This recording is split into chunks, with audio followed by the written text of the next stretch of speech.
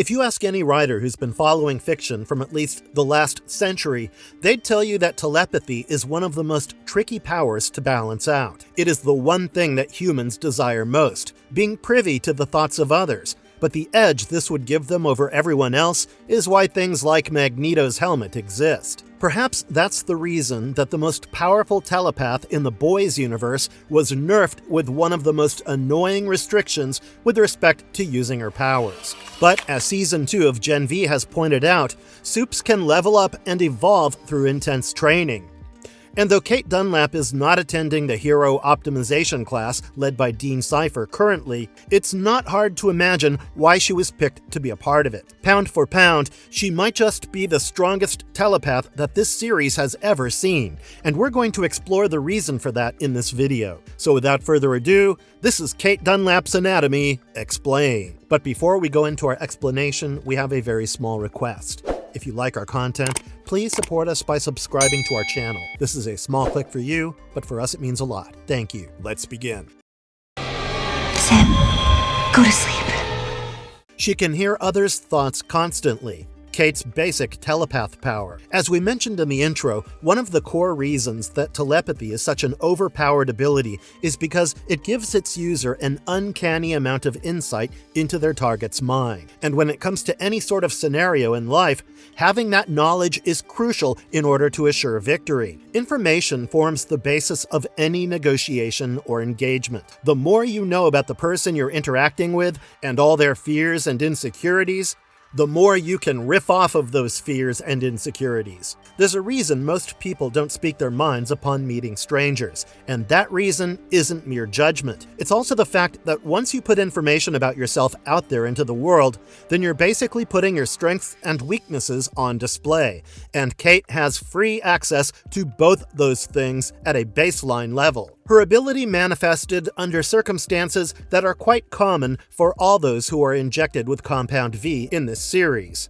It's only when you enter a period of extreme duress at a young age that V manifests your abilities, and in Cate's case, that duress was being hurt by her younger brother. We'll get back to that in a few moments, because it's a shocking moment and shockingly relevant to what we're discussing here. But on a baseline level, that moment was when Cate awakened her power to read other people's minds. From that day onward, she had unfiltered access to every person's thoughts within her immediate vicinity. And sometimes that's a good thing, but at other times, it can lead to terrible revelations. After the quote-unquote incident with her brother, Cate was forced to live in a room by herself for nearly a decade by her parents. And during that time period, she could hear everything they were thinking about her. It created the monster we see today. But this isn't a dissection of Cate's mentality, at least not yet. This is a dissection of her anatomy, and what we think is happening here is that Cate's mind has been enhanced so much that it can directly affect those parts of another person's brain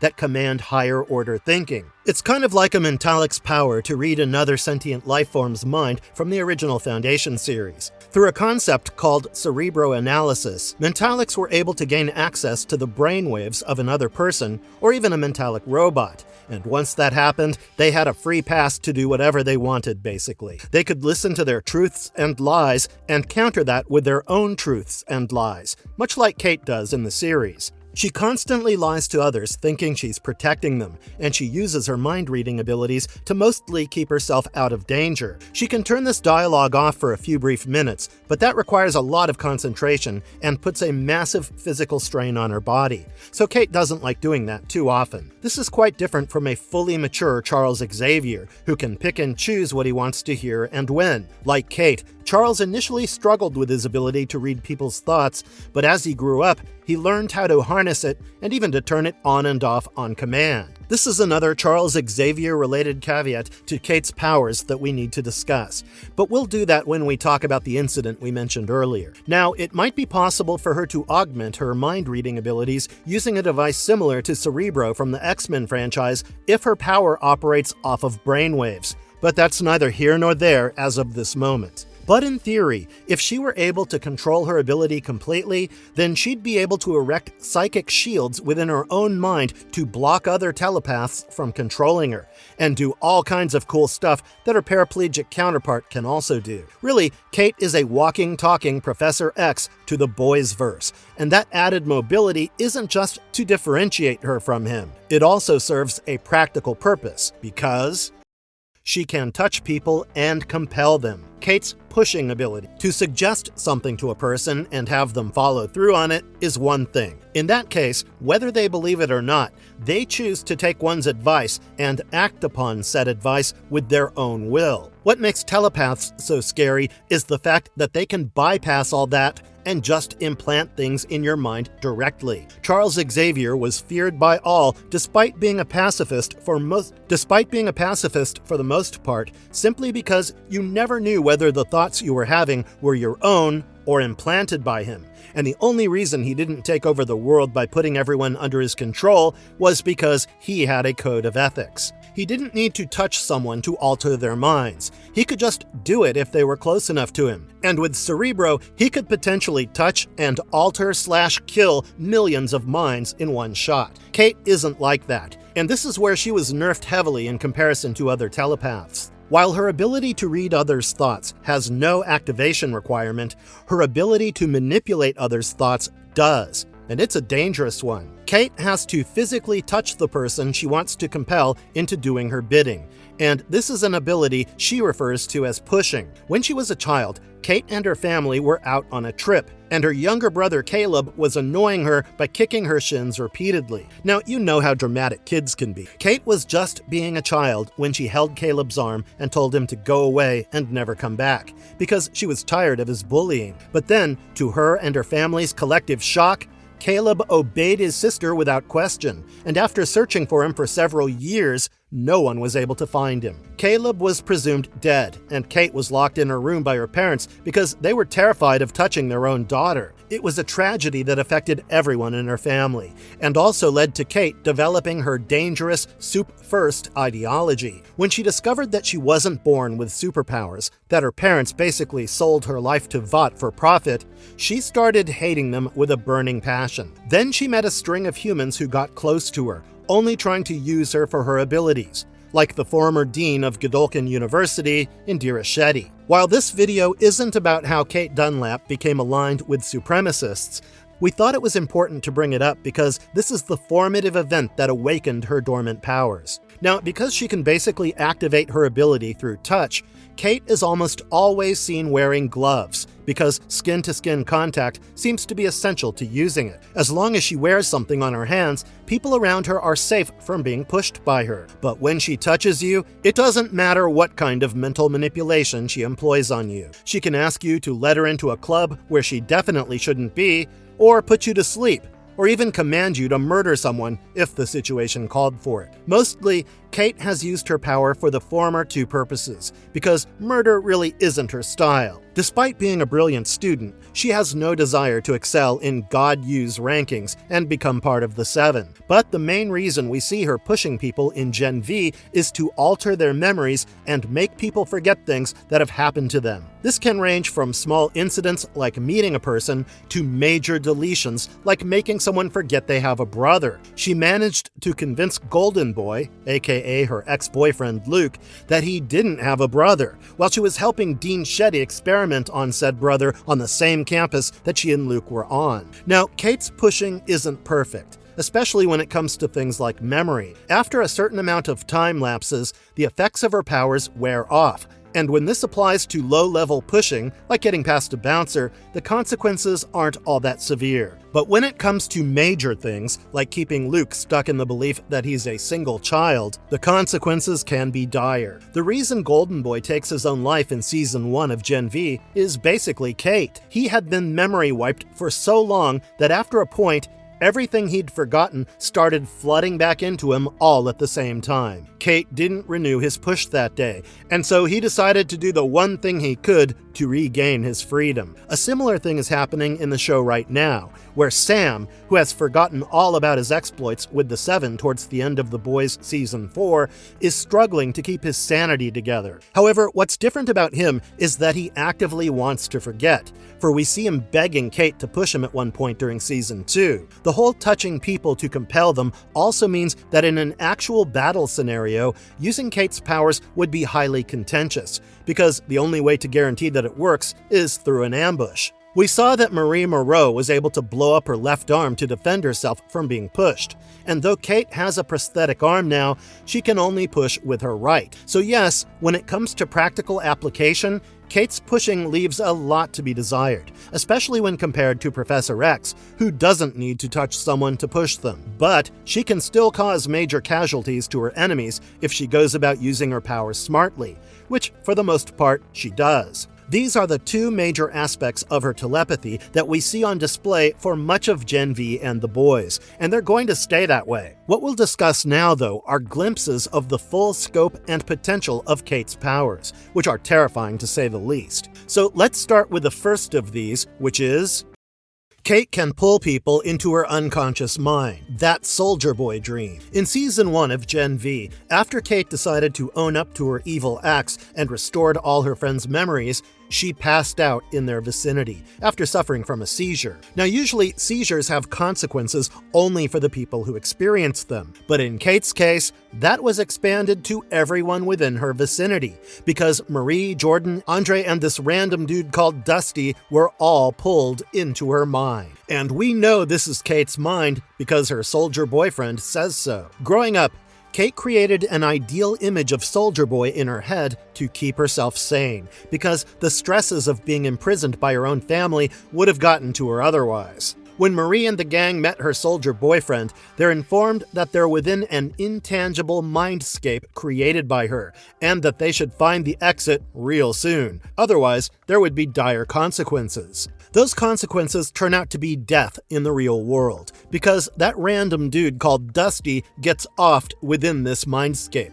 and he dies outside of it as well. As Marie, Jordan, and Andre try to find an exit, they're faced with the worst moments of their lives, like when Andre made Cate cheat on Luke with himself, or the day Jordan took up her post as Richard Brinkerhoff's personal assistant, or the day that Marie killed her parents accidentally. It was only after confronting these moments that the gang, minus Dusty, were able to locate Cate and bring her back to consciousness. The process involved Cate taking responsibility for her own actions, and it appears as though she wasn't even aware of the trap she ended up creating for them. When they all woke up, she came clean completely, and proceeded to help her friends up until the point she betrayed them. But that isn't why we brought this up. What Cate managed to achieve here was essentially an Inception-like moment. She brought 4 other supes into her own mind and then toyed with them to mentally torture them.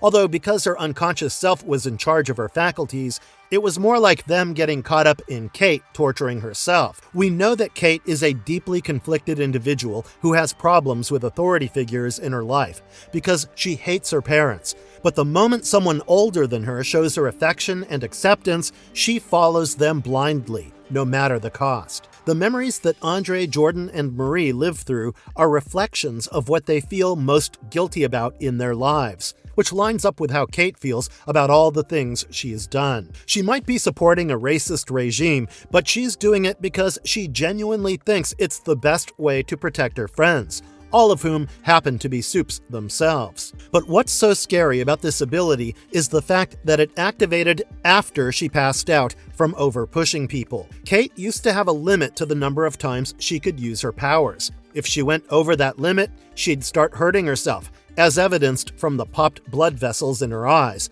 and the occasional nosebleed. When Cate passed out, her body probably entered self-defense mode, and that's what kicked in when Marie, Andre, and Jordan were trying to figure out how long she was going to stay passed out. What's even worse is the fact that out of those 3, she only touched one person, Marie, and yet all of them got pulled into her mindscape. This tells us that Cypher was right. All supes can evolve, and Cate's ultimate evolution would be to use her telepathy without needing physical contact. Go back and rewatch the 6th episode of Gen V Season 1 if you don't believe us. You can clearly see that before she quote-unquote disappears, Cate jolts up and grabs Marie's hand. And yet all 4 of them, including Dusty, get pulled into her mindscape. If she figures out how to control this ability on a conscious level and create any kind of mindscape she wants to, instead of one that's controlled by her unconscious mind, then there's really no ceiling on how far she can push people. Couple that with her untapped ability to use telepathy without touch, and you're looking at an evil adjacent Professor X in a world without a Magneto helmet. So far, there is no known way to counteract Cate's ability apart from letting it run its course. If she chooses to have you kill yourself within 5 seconds of pushing you, then you have no chance of surviving her. But if she does something else, it's possible that the time limit could save your life. But then again, if Cate's powers evolve, then that means the duration of her push does too. Which brings us back to what we said a second ago. Cate being able to harness this power when she's awake and not being held back by external factors would make her a threat to Homelander himself. And we're sure that's one of the reasons he's keeping her so close to himself, despite knowing that physically she isn't all that strong. And now that we've brought that up, let's talk about her weaknesses for a moment, because unlike Charles Xavier, she has quite a few of them. Drugs and damage, Cate's weaknesses. While all the supes in the boys' verse have enhanced physical endurance and strength, not all supes are built the same. Their physical strength and the sharpness of their senses depends from person to person, and Cate isn't exactly the strongest of all the supes. Most supes, for example, would be capable of defending themselves from another sup's attack, or evading death despite being badly injured, because their bodies are built that way. It's only if they put themselves in a vulnerable position, like shrinking themselves to ant size, that regular humans would be able to kill them. But Cate has always been much weaker than most other supes, which explains why she sustained such heavy damage from an attack that usually does nothing to one of them. In the season premiere of Gen V Season 2, we see Cate track down Marie, Jordan, and Emma, who have all escaped or been released from a Vought prison facility called Elmira. She initially wishes to bring them all back to school because it's the safest place for a supe to be, but when she realizes that they're planning to collude with Starlight, things break down, and Jordan blasts Cate into a wall behind her. She hits an electrical panel and falls down with her skull being busted open, which usually wouldn't happen to someone like Jordan or Marie, or even Emma if she increased in size. But because Cate is physically weaker than all 3 of them, she sustains brain damage from her head being split apart. And she loses so much blood that even Marie can't put it all back in. What happens after this is insane, because when Cate returns to God U after receiving medical treatment, she loses her powers. She can't hear anyone's thoughts or push Sam into forgetting his bad memories and turning into a zombie again, which usually would have brought her joy. Cate has never enjoyed being a telepath. She just does what she has to in order to survive in an extremely harsh world. But now that she can't use her powers, she has to focus on regaining them, and there's no guarantee that she will. It appears as though brain damage is what's preventing her from accessing her powers. And if things remain that way, it'll be great for Marie, Jordan, and Emma. That's because Cate has it out for them, and we'll talk about that in a few moments as well. But even without inflicting such a serious injury on her, it's possible to limit her power through other means, chief of which are drugs. Not the kind that you shove up your nose, but the kind that psychiatrists prescribe to patients with, shall we say, urgent needs. In Season 1, we learn that Indira Shetty was not just the dean of Cate's college, she was also acting as her personal therapist in a way, and what she'd do is have Cate take medicines that dampened her powers without her knowledge. This was a part of the reason why that Soldier Boy dream manifested itself, because after not having taken her meds for a while, Cate's body was bouncing back to normal. When she was on those meds, she couldn't push more than a couple of people in a day without feeling severely drained. But off them, she could push as many people as she wanted, in as many directions as she wanted, and the side effects would be minimal in comparison. If she were to resume taking those medicines, her powers would once again be affected, and this time, there's no guarantee how. So it appears as though prescription drugs and brain damage are the only ways through which one can curb Cate's powers. But you must have heard the phrase that the unconscious mind is more powerful than the conscious mind, right? And Cate proves it in Season 2 of Gen V, when she commits her most visceral crime till date. Her potential is higher than Professor X's.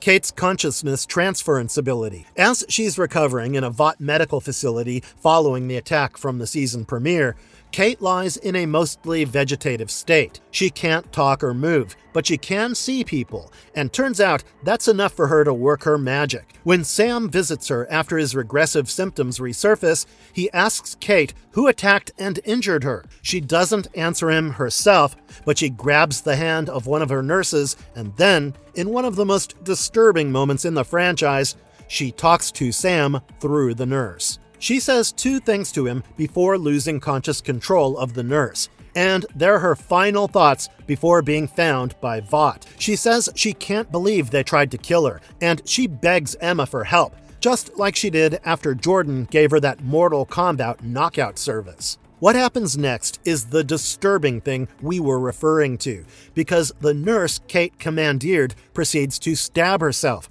and the other nurse in the room, and every doctor and medical staff member that tries to stop this from happening. This one short scene showed us that yet another near-death experience has caused Cate to evolve. She can now transfer her consciousness to those that she touches. That's the only way to explain the rage-filled rampage the nurse went on after Cate spoke with Sam, because that rampage was basically what she wanted to do to Marie, Jordan, and Emma. She wanted to massacre them for turning on her like that, and she even admits as much after returning to campus without her powers. She corners Emma in the cafeteria one day and threatens her with violence because she remembers Emma didn't help her when Jordan attacked. She can't do anything about it because she's technically powerless, but when her powers do return, Cate could get her revenge even without needing to be directly involved in it. Once she figures out that she commandeered the mind of another person and controlled them to death, she will be able to replicate those results consciously.